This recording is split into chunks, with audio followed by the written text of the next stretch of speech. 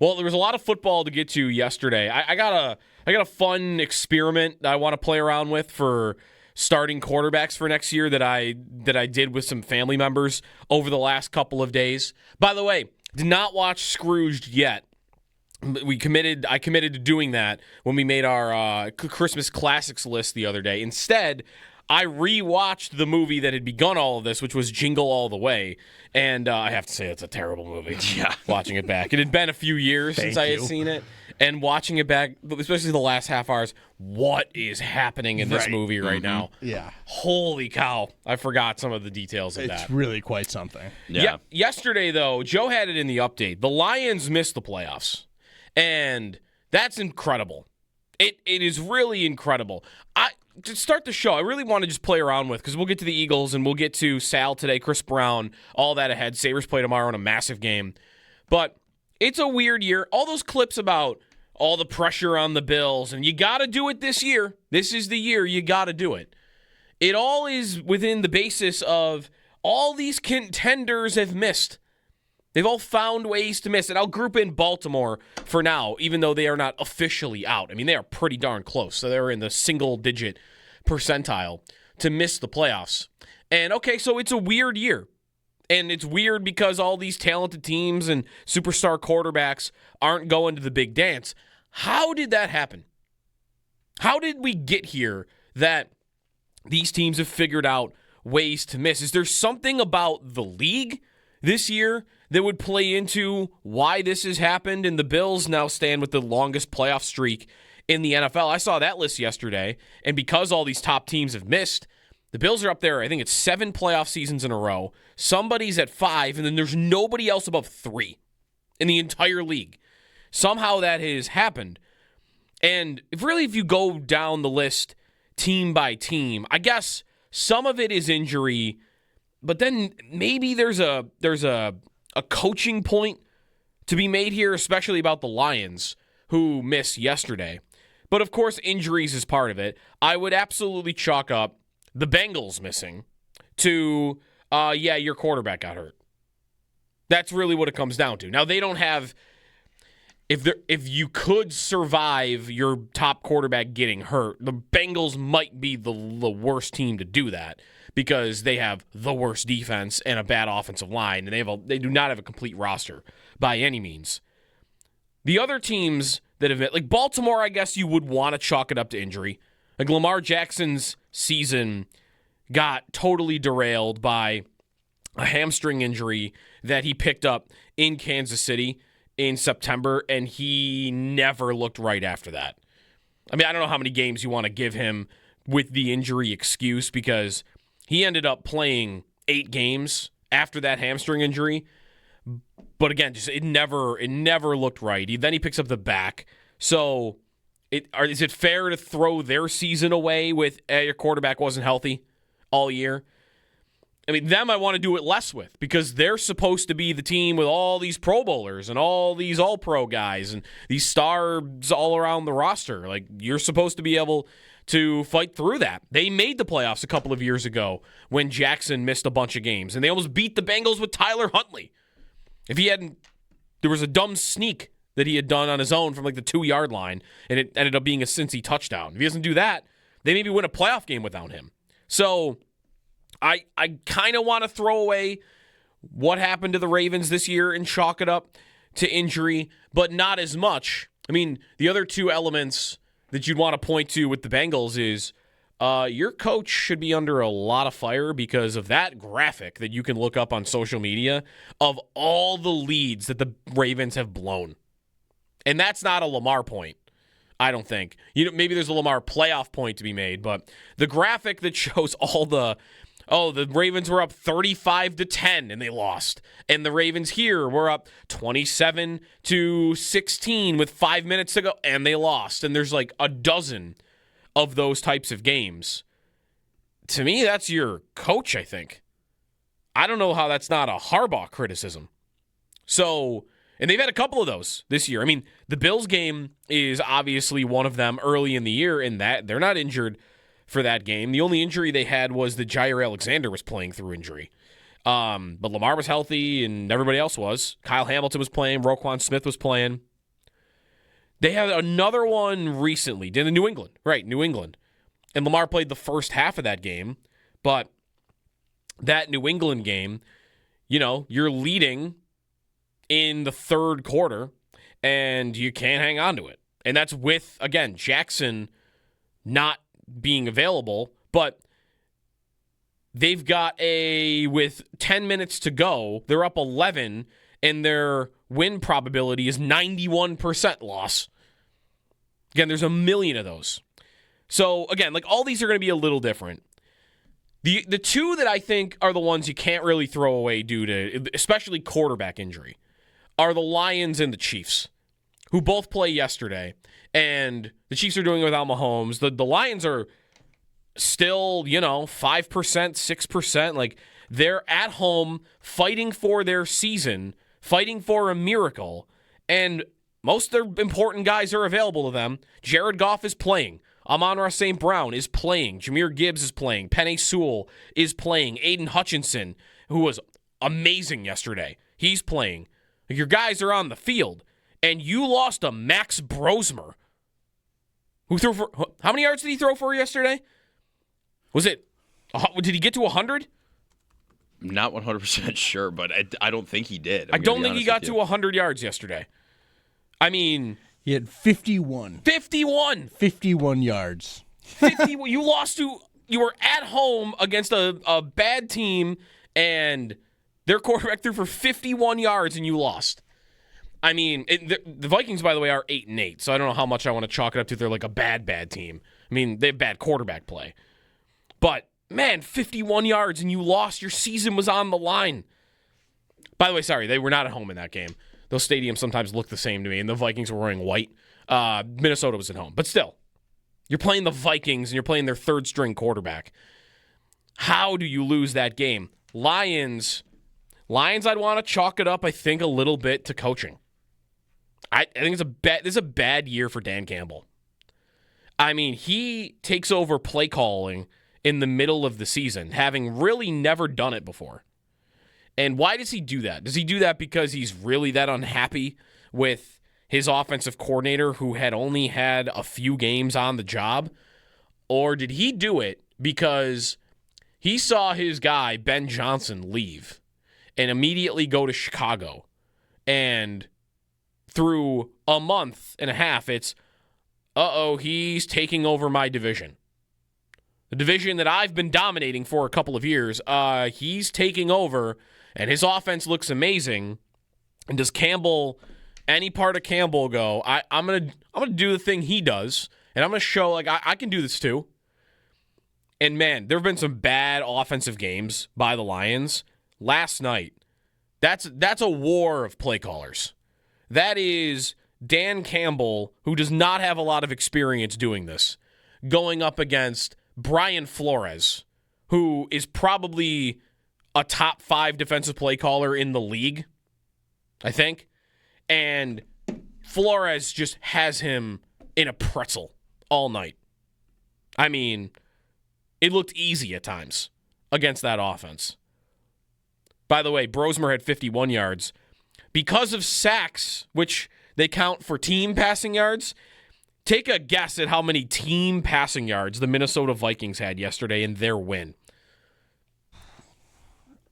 You won't believe it. I'm gonna almost. I'm tempted to go into the negatives. He was sacked not quite negatives. 7 times. He was sacked 7 times on the day and lost 48 yards. So their team passing total was 3. 3 yards per pass, 0.1.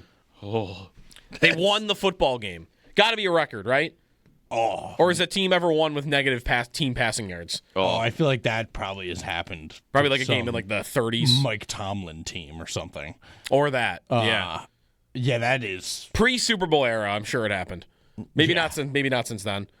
How do you lose that game? It's insane how bad that football was yesterday. Bad. It's because you had bad quarterback play. Yeah, you just had a bunch of bad dudes that couldn't play the position. Right. Like Dak, I was appreciating Dak a lot yesterday because he's one of the competent guys. Although he missed CeeDee Lamb on a couple of long touchdowns were wide open, so even he wasn't perfect. But We've got an early look here. I'm gonna look into this further, but apparently the Houston Texans in 06 won a game with -5 net passing yards against the Raiders. Come on. -6? -5. -5? Mm-hmm. Yeah. That's got to be like a Jamarcus Russell team. Or the Raiders have had a lot of bad quarterbacks. Yeah. Could be a lot of guys. So, Lions, how do you do that? And I think how you do that is maybe your coach just had a really bad year and he needs to find a Ben Johnson replacement. You're not going to replace a guy that good. I doubt you will get a guy as good as Ben Johnson at it. But you got to get somebody. I mean, we've seen that from the Bills. Joe Brady is not the worst play caller in the league, but he does a lot of things that frustrate a lot of people, and he doesn't get a lot out of some of the most important positions.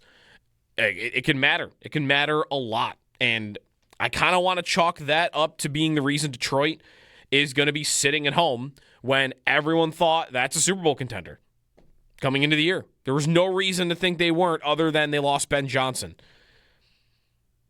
And then there's Kansas City, which what is the thing you chalk up to them missing? What is it? Because, again, it's not Mahomes' injury. I hope history doesn't remember that wrong. Because he got hurt on the final drive as they were being eliminated and they were losing. So it was basically over anyway. And then he got injured. So pre-Mahomes getting injured, what was it? Because you could say coaching, you could say the defense wasn't as good, you could say they just lost one-score games. Look at their goal, look at their point differential. The Chiefs might be the one team I'd be willing to listen to. They got unlucky with one-score games and turnovers that affected games, and that they were actually better than their record said, which would be justice, by the way, because last year they were absolutely not as good as their record. So it would only be fair that this year, even if they were, they did have the talent and the skill of a 10-11 win team, and you won 6. And that was what you deserved because you won 15 the year before, and you definitely weren't a 15-win football team. So I would say they maybe deserved it. The thing that you might point to about Kansas City, I'm sure someone that would look at the Bills season and see some of their strengths would compare what the Bills can do to what Kansas City can't do.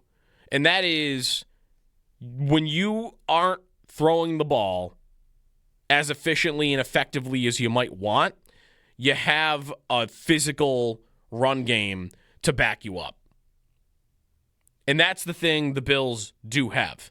I mean, is it not one of the most important reasons why they're not one of these teams that had a fluky or maybe not fluky, disappointing year when you were supposed to be a Super Bowl contender?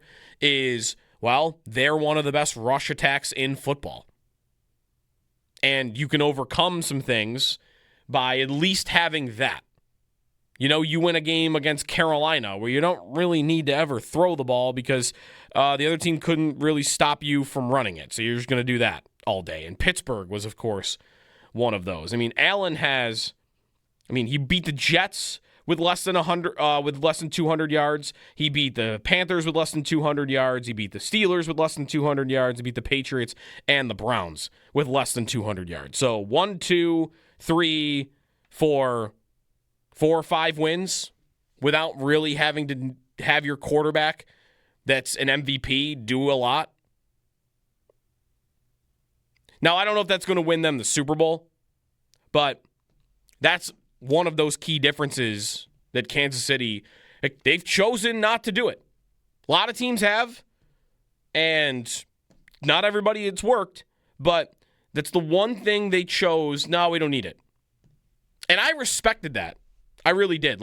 I thought you're not going to get sucked into, I'm going to start running it and I'm going to be drafting running backs high and paying running backs.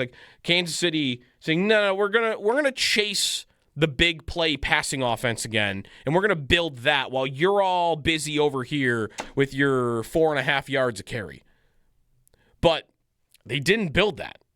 And that was the risk they took. Is when, Xavier Worthy, he might be better than Keon Coleman, but he's not what they probably hoped he was. And when he's not really doing it for you, and Mahomes is missing all these throws down the field, which happened a lot this year, and your defense regressed a little bit, and oh, crap, now I'm out. And that happened quick for Kansas City. It's just a weird year, and I think it's probably different reasons for a lot of them. Detroit might be the most amazing one, though, because they should never have missed the playoffs. And they're going to be sitting at home, 8-8 eliminated. So that means the NFC field, by the way, is decided. It's over. Right now, there will be, obviously, 14 teams headed to the playoffs, as there are every year now, and 13 of them are decided.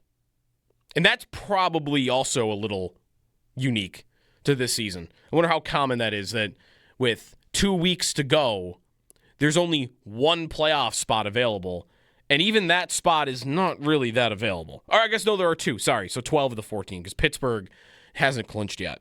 They need to beat Cleveland for that. But that wild card spot, like, barely. It's the Colts 2 games back of Houston with Phillip Rivers, and that doesn't seem all that likely.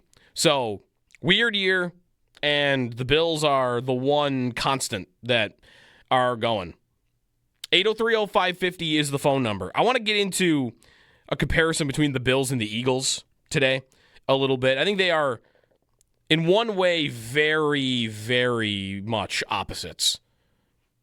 And how they're built, in, how the caps are kind of structured as well. But it's a lot to do with the quarterback position. Jalen Hurts on the other side. A lot of football yesterday. Hopefully you got off to a good start in your fantasy championships. If you had the Vikings kicker, you're probably pretty happy waking up this morning.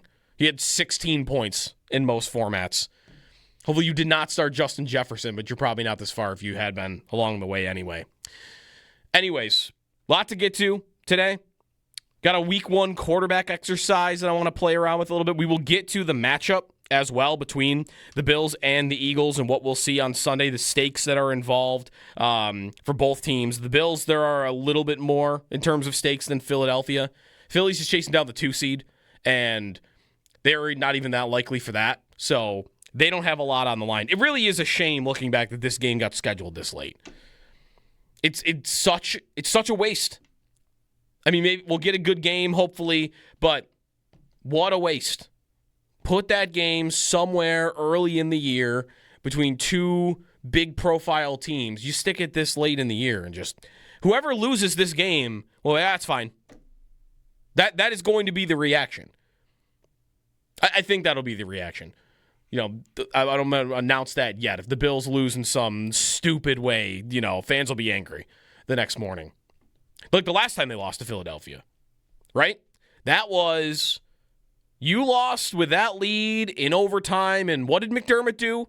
I think in that game he kneeled the ball with like 35 seconds left. Maybe that's not the amount of time. Should find it. But that last Bills-Eagles game in Philadelphia 2 seasons ago, that is early Joe Brady. That is a bad coaching decision at the very end of it, which you don't always get a lot of. 37-34 in overtime. The Bills lost to Philadelphia. The other thing that happened in that game, I think, was in overtime, Gabe Davis was wide open in the end zone, and him and Allen were on the... Yeah.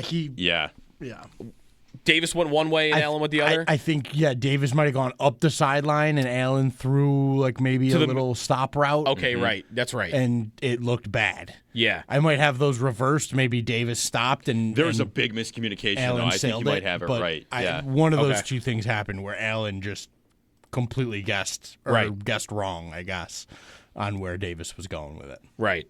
McDermott kneeled the ball with 20 seconds left on the clock. They had timeouts, and they were at the 35. No, they were at the 25-yard line. Oh. So you probably needed to go 35 yards in 20 seconds, but they've done that before. Yeah. So didn't take a shot at it. They lost that game.